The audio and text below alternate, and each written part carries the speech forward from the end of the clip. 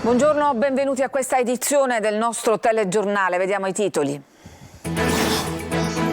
Ci sarebbe un esorcismo dietro la strage di Altavilla Milicia, fermata una coppia di fanatici religiosi che avrebbe istigato e forse aiutato il muratore a uccidere la moglie e 2 dei suoi 3 figli. Un minuto di silenzio nel liceo frequentato da Kevin e dalla sorella, compagni in lacrime. La preside lo ricorda come uno studente modello. Niscemi, 30enne, precipita in un pozzo e muore per salvare il suo cane. I vigili del fuoco salvano l'animale, ma per lui non c'è nulla da fare. Non si ferma la protesta dei trattori, gli agricoltori chiedono fondi per fronteggiare lo stato di crisi. Intanto è allarme siccità per i produttori di carciofi ed angurie.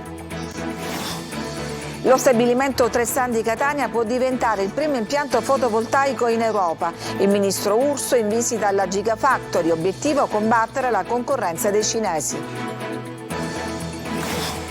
Schifani smentisce venti di crisi alla regione, gli alleati ci sostengono. È il giorno dell'8ª che chiude a Catania i festeggiamenti in onore di Sant'Agata. L'arcivescovo Renna in visita alla sede della metropolitana che ospita una mostra dedicata alla patrona.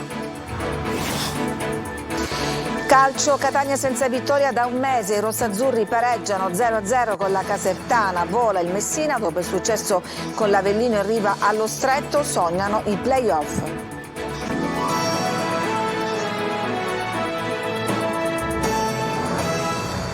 Ci sarebbe un esorcismo deciso per liberare la famiglia dalla presenza di Satana. Dopo l'arresto di ieri di una coppia di palermitani, entrambi fanatici religiosi, si rafforza l'ipotesi dell'azione di una setta dietro la strage familiare di Altavilla Milicia. Roberta Lunghi.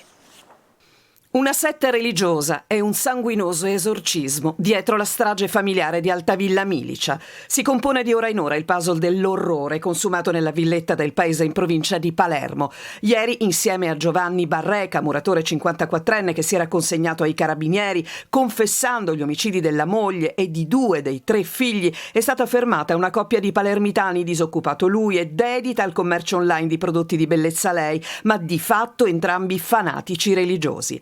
Per Sabrina Fina, 42 anni, Massimo Carandente, 50, le accuse sono le stesse di Giuseppe Barreca: omicidio plurimo e soppressione di cadavere. Sarebbero stati loro a rafforzare la convinzione che Satana si fosse impossessato dei familiari dell'uomo, per i quali la salvezza sarebbe passata da un esorcismo per eliminare le presenze demoniache in casa, partecipando poi al rito.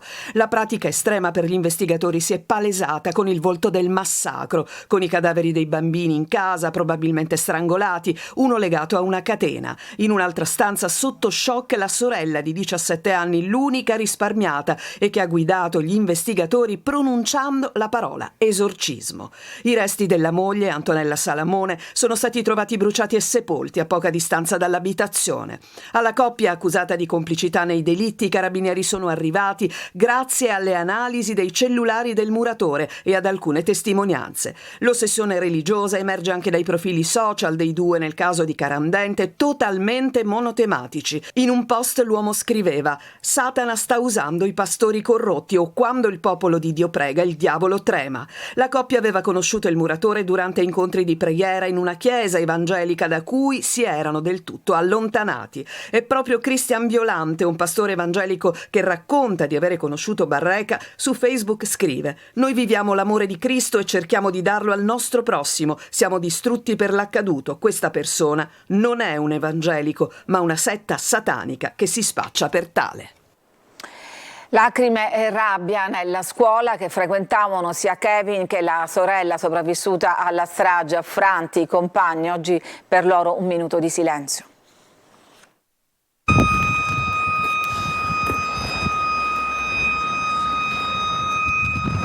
Liceo artistico Guttuso di Bagheria. Questa è la scuola che frequentava Kevin, il 16enne ucciso ieri dal padre ad Altavilla Milicia. La sirena che suona dà inizio ad un minuto di raccoglimento per la tragica morte dello studente. Volti tristi, nessuno dei compagni di Kevin vuole parlare. Lo studente viene ricordato così dalla preside. È molto costante e tra l'altro era molto attivo. Nelle giornate di Open Day si è attivato qua a scuola alla lavorare, ha fatto vedere effettivamente come si lavora in questa scuola. Ma i genitori venivano qui a scuola a parlare con i professori? Sì, la mamma è venuta spesso a parlare con i professori. Il papà non si è mai visto?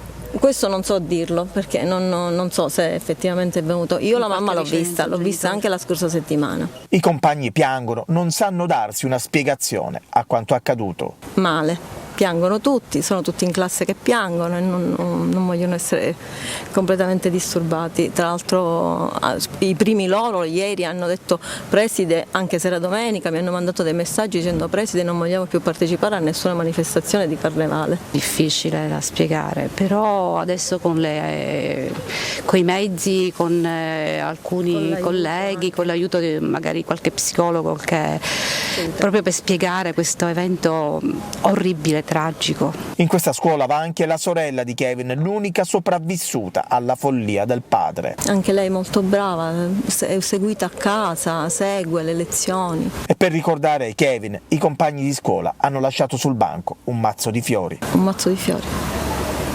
Mazzo di fiori. Voltiamo pagina. Un giovane di 31 anni è morto ieri pomeriggio a Niscemi precipitando in un pozzo nel tentativo di salvare il suo cane. Gerry Italia. Niscemi sotto shock per la tragedia di ieri sera incontrata a Ulmo, a pochi metri dalla base americana del MUOS, dove un giovane di 30 anni, Salvatore Leonardi, ha perso la vita dopo essere precipitato in un pozzo irriguo profondo una quindicina di metri. Salvatore, che avrebbe compiuto 31 anni a settembre, stava passeggiando con il suo pitbull Ares, quando per cause ancora da accertare il cane è finito all'interno della cisterna. Il giovane, nel disperato tentativo di recuperare l'animale, è precipitato a sua volta dentro al pozzo. L'amico che era con lui ha chiamato immediatamente i soccorsi, sono intervenuti i vigili del fuoco del distaccamento di Gelea e anche il nucleo sommozzatori di Palermo, ma quando sono arrivati i soccorritori purtroppo era già troppo tardi. A causa della ipotermia, a causa delle basse temperature, Salvatore non ha retto, ha cercato di aggrapparsi a qualsiasi cosa con le unghie e con i denti, ma è finito verso il fondo annegando. Le operazioni di recupero si sono protratte fino a tarda sera. Sul posto sono intervenuti gli operatori del 118, i poliziotti e il commissariato di polizia. Salvatore amava profondamente Ares e non appena lo ha visto in pericolo non ha esitato un attimo. Ha tentato di raggiungerlo attraverso un grosso tubo della pompa di collegamento, ma poi è finito all'interno del bacino idrico andando incontro a un tragico destino. Salvatore ha resistito qualche ora, ma poi, stremato dall'ipotermia e dalla fatica, è stato trascinato a fondo. Ares, invece, è stato recuperato e messo in salvo dai vigili del fuoco. Sta bene ed è tornato a casa, dove purtroppo non troverà più il suo amato padrone. Il sindaco di Niscemi, Massimiliano Conti, ha annullato le manifestazioni del carnevale in programma per oggi, invitando la cittadinanza a unirsi al dolore della famiglia Leonardi, stimata e conosciuta in città.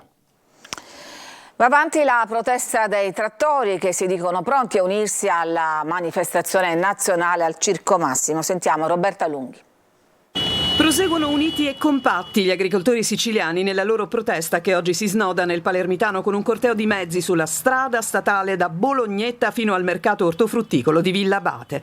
È la Sicilia che alza la voce, quella nata dalla disperazione di comitati spontanei che senza personalismi interni sono stati i primi nel paese a lanciare un allarme forte e coinvolgente, tanto da decidere di dare vita per domani alla più imponente manifestazione nell'isola, Poggio Reale. Andremo dove tutto è cominciato, ci spiega così Lorenzo Giocondo, portavoce della protesta in Sicilia, che annuncia anche un intervento dal palco del Carnevale di Sciacca. Al vertice delle richieste la proclamazione dello stato di crisi nazionale che gli agricoltori siciliani condivideranno, partecipando peraltro numerosi all'appuntamento nazionale di giovedì a Roma, al Circo Massimo. Saremo circa 1000, continua Giocondo, e di ora in ora si stanno aggiungendo presenze. La forza della protesta si accentua anche alla luce della convinzione da parte degli agricoltori siciliani che dalla politica nazionale, così come da quella europea, non arrivi null'altro che dichiarazioni propagandistiche. Sono dei geni, la politica è geniale, la Conca d'Oro, tutto abbandonato. Da Roma, dove sta partecipando a incontri che puntano anche alla strutturazione dei comitati spontanei in una forza organizzata, Lorenzo Giocondo non dimentica le promesse vane del ministro Salvini, che aveva sbandierato il no all'import del grano canadese. Solo parole al vento, tristemente dichiara. E fra le motivazioni peculiari dei trattori siciliani c'è anche l'allarme siccità che mette a rischio, fra le altre produzioni, anche quella di angurie e carciofi. Tonino De Mana. Ettari ed ettari di terreno a secco, dalla piana di Catania al Calatino, e non se la passano meglio le campagne del Siracusano e del Ragusano, dove si producono la maggior parte delle angurie siciliane. L'allarme siccità rischia di azzerare persino la produzione dei cocomeri, il frutto per antonomasia dell'estate. Basta osservare le immagini per capire la drammaticità della situazione. Di questo passo e senza pioggia, l'attuale raccolto si attesterebbe al 25% rispetto allo scorso anno, quando furono prodotti 1 milione di quintali di angurie, un meno 75% che non fa dormire i produttori, a cui non rimane altro che affidarsi al cielo. Sperando che il cielo, il nostro Dio, che ci aiuta a questa agricoltura siciliana che siamo a collasso. Una danza della pioggia, perché aspettavamo questa pioggia di ieri, di oggi, e oggi con questo sole non abbiamo avuto completamente pioggia in questa piana, nel Calatino non abbiamo nessuna pioggia completamente. Nell'immediato preoccupa anche la seconda produzione di carciofi prevista a metà marzo. La seconda produzione dei carciofi è compromessa perché i vasi siamo al di fuori dell'acqua, non abbiamo acqua per fare le irrigazioni e abbiamo questi problemi che la seconda campagna dei carciofi non la possiamo fare. Soprattutto nel mese di marzo fino ad aprile, sotto Pasqua, abbiamo difficoltà a avere un prodotto bello, eccellente come quello del carciofo dell'Etna. Rametta sollecita l'intervento della regione, che al momento è silente. Ancora la regione siciliana non ha dato nessun supporto, nessuna cosa, ne ha chiamato neanche a me, che sono uno dei primari cocomerai in Sicilia, che faccio angurie, e siamo in difficoltà tantissima. A questo punto solo Giove Pluvio può salvare le angurie e di conseguenza l'estate di milioni di siciliani. E dopo l'agricoltura, l'industria, dopo la Meloni, anche il ministro Urso in visita allo stabilimento 3 Sun di Catania, che aspira a diventare il primo impianto fotovoltaico in Europa. Per noi c'era Luca Ciliberti. Ministro, un prodotto di nicchia, il pannello bifacciale, e la concorrenza cinese. Che futuro c'è per questa 3 Sun? Questo è il futuro, perché noi abbiamo previsto nelle prossime settimane l'approvazione del piano Transizione 5.0, che serve a rendere più competitive le imprese italiane nel campo del digitale e della tecnologia green. Il ministro per le imprese e il Made in Italy, Adolfo Urso, ha visitato oggi la Gigafactory Enel 3 Sun a Catania, un sopralluogo a distanza di pochi giorni che fa seguito alla visita del Presidente del Consiglio Giorgia Meloni. Come dire, il governo qui c'è. Il ministro annuncia un investimento da 700 milioni di euro tra risorse di Enel, dell'Innovation Fund e del PNRR, che porterà alla realizzazione della fabbrica, che raggiunge 1 miliardo considerando anche i costi operativi. La 3 Sun a Catania oggi di fatto, per il tipo di pannelli che produce, ha difficoltà a stare sul mercato. Per evitare che queste risorse vadano soltanto ai pannelli cinesi venduti sotto costo, quindi con dumping in Europa, ci stanno invadendo, noi abbiamo creato nel decreto energia una norma che prevede che l'Enea stabilisca dei criteri di qualità, così che gli incentivi pubblici vadano a quei pannelli fotovoltaici che siano più avanzati. L'idea del governo Meloni è vincere la concorrenza con un polo innovativo che potrà beneficiare anche di un sostanzioso credito di imposta. Il piano Transizione 5.0 avrà una risorsa di quasi 13 miliardi in 2 anni, 2024-2025, e prevede che le imprese italiane che vogliono digitalizzarsi attraverso appunto la nuova tecnologia dei chip, dei semiconduttori, e che vogliono essere più efficienti sul piano energetico attraverso impianti di energia rinnovabile ai fini del proprio autoconsumo industriale, possano utilizzare queste risorse, che nel caso in cui avessero tutte e due le direttrici possono giungere al 40% di credito fiscale, un grande impulso a fare nelle prossime settimane. Il presidente Schifani smentisce intanto le voci di crisi alla regione, pieno sostegno dagli alleati, rassicura. C'è tensione politica all'interno della sua maggioranza, oggi comincerà a sentire un po' i partiti, che cosa succederà? No, già ho sentito, oggi finisco, non c'è tensione, sto facendo così degli incontri bilaterali per insediare un attimo delle regole, anche se il voto segreto dell'Assemblea regionale è un voto senza precedenti, non presente in nessuna regione. E andiamo avanti serenamente, ho trovato questi incontri bilaterali molto utili, trovo piena volontà di sostegno al governo, anche perché siamo chiamati ad adottare anche dei comportamenti importanti. Il ministro di Cattaneo ha dimenticato, a proposito dei riclassificatori, di ricordare, il ministro Urso lo ringrazio, di aver inserito in questo decreto una norma che consentirà al governo regionale di poter realizzare con più velocità i riclassificatori. Le province ormai se ne parlerà quando il governo nazionale e il Parlamento nazionale approveranno questa riforma, allora torneremo a parlare. Fino adesso ormai era capitolo chiuso, siamo tenuti al rispetto delle regole, alla scadenza dei consorzi, dei commissari che avevamo prorogato, si parlerà di legge del Rio perché siamo tenuti a farlo. E poi c'è la partita aperta in Forza Italia per la vice segreteria nazionale. Schifani e la Sicilia vogliono dire la loro. Per quanto riguarda la presenza della Sicilia, dato per scontato che, ripeto, un Presidente della Regione secondo me è sbagliato che possa ambire a qualche carica, infatti non mi candido a nulla, mi auguro che i vertici del partito possano ricordarsi che la Sicilia, il granaio dei voti di Forza Italia, possa avere una corretta e logica rappresentanza. Non è questione di poltrone, è questione di partecipare da parte di una regione che dà grandi consensi a Forza Italia ai processi decisionali del partito. Ci fermiamo, c'è una pausa per la pubblicità, torniamo subito dopo con altre notizie.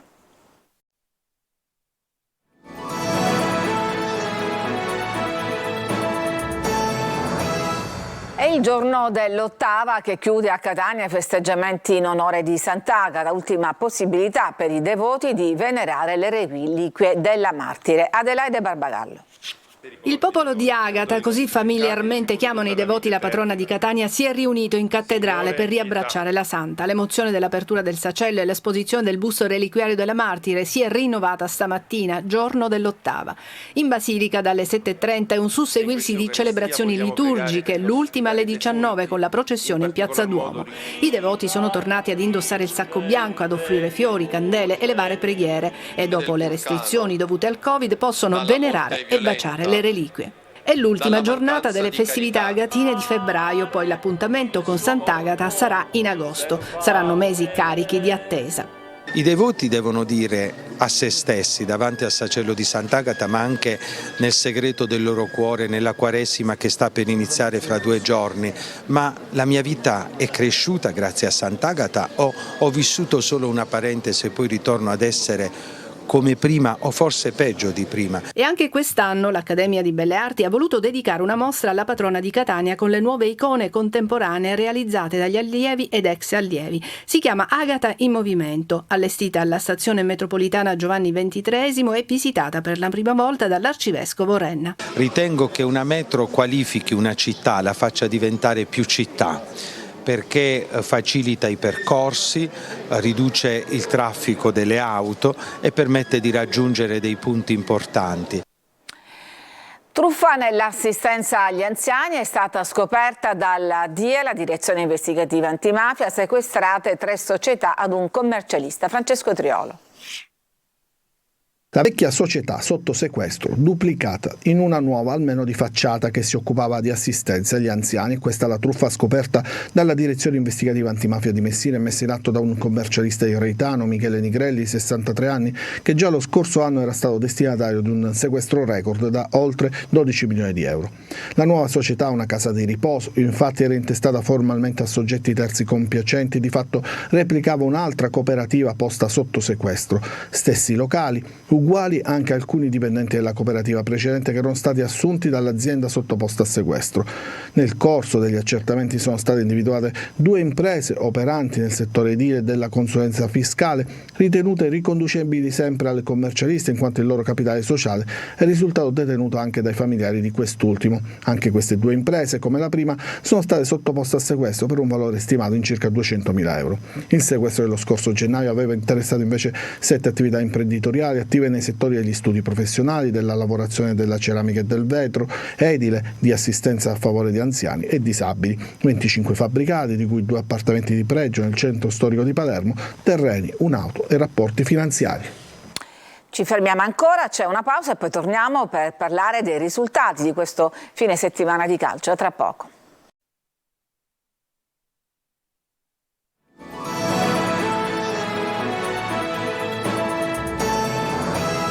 Ed eccoci in studio con il calcio. Il Catania pareggia 0-0 con la Casertana e la vittoria manca ormai da un mese. Marco Carli. In una stagione nata male che si spera migliori, il Catania incappa in un'altra partita sull'altalena, anche emozionale. Gioca il primo tempo senza creare quasi nulla, resta in 10 e paradossalmente meriterebbe di vincere la partita. Alla fine però i 3 punti non arrivano da un mese e la classifica langue. Ci possono essere tanti motivi, noi lavoriamo per cercare di risolverli. È chiaro che non è un momento facile perché per i motivi che sapete. L'altalena è anche fra il pubblico, le curve protestano, la tribuna applaude per il secondo tempo che dopo il tiro finito fuori di un niente di Chiricò regala le emozioni più grandi. Si parte con l'espulsione per doppio giallo per Sturaro, si arriva fino alle occasioni in serie che spalancano la porta alle riflessioni. Venturi è il migliore in campo, ma in attacco non si possono fallire possibilità simili. Cicerelli soprattutto, ma anche Di Carmine comunque sempre pericoloso. Meno Costantino che a Picerno si era divorato 2 occasioni e che invece pesca bene l'angolo con la Casertana trovando il riflesso del portiere. Ecco, questa tendenza a non concretizzare va cambiata anche in vista del ritorno di Coppa con Rimini. Sturaro ha fiducia.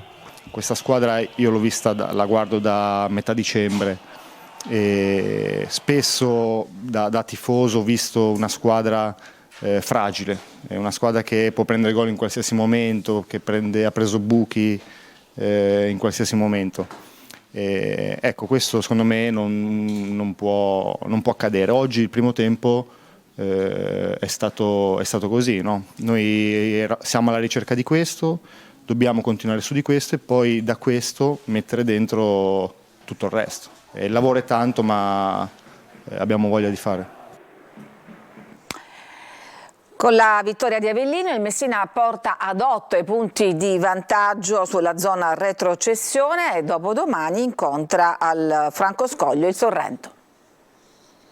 Ad Avellino il Messina ha messo un punto fermo nella corsa salvezza, ma non solo, perché alimenta il sogno play-off, inatteso ma legittimo per i numeri di una classifica senza precedenti negli ultimi sofferti campionati di Serie C. 8 punti di vantaggio dai play-out e 4 di ritardo dai play-off dopo la brillante vittoria di Avellino, la quarta in 5 turni. L'ha firmata un protagonista a sorpresa nella metacampo avversaria, quel Marco Manetta che in una domenica di assoluta emergenza ha guidato il suo reparto con esperienza e concretezza. Difesa e contropiede nella partita del Messina che ha sofferto tanto, quando è servito ha fatto le barricate, ma ha creato le occasioni migliori, una su tutte, quella clamorosa dell'ex Plescia, che non ha ripetuto il gol decisivo dell'andata. 1-0 comunque il finale, come lo scorso 1 ottobre. I giallorossi raccolgono 6 punti contro i campani e si avvicinano all'obiettivo. Modica ha speso parole di elogio per il suo Messina. Sono stati bravi ragazzi, veramente mi stupiscono sempre di partita in partita.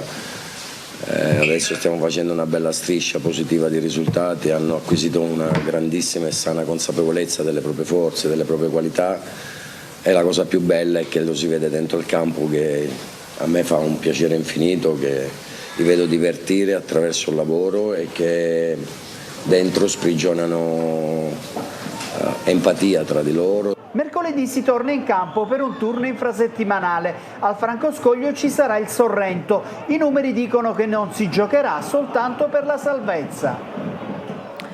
È tutto per questa edizione, vi lascio adesso ad Anteprima Corner con Angelo Gagliano per commentare appunto i risultati di questo fine settimana di calcio. Grazie a tutti, una buona giornata.